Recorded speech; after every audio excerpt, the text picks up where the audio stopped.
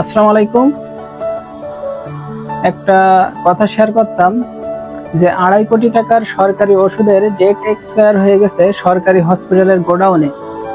একটাবার চিন্তা করে দেখেন, মানুষ সরকারি ওষুধ পায় না, অথচ সেই সরকারি ওষুধের ডেট এক্সপায়ার হয়ে যাচ্ছে সরকারি হসপিটালের গোডাউনে। এটা নাকি কর্তৃপক্ষ জানেও না। যখন দুদকে যে ধরলো এই যে সরকারি ওষুধগুলো আপনাদের হসপিটালে দেওয়া হয়, এই ওষুধগুলো গেল কই, এবং খোঁজ খবর সন্ধান লাগে দেখে যে সেই ওষুধগুলো হসপিটালের গোডাউনে।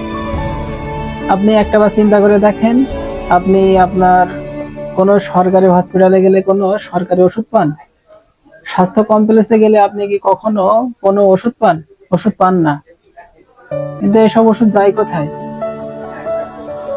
বিভিন্ন ধরনের সরকারি হসপিটালে ওষুধ দেওয়া হয়, কিন্তু সেই সব ওষুধগুলো সাধারণ জনগণকে দেওয়া হয় না।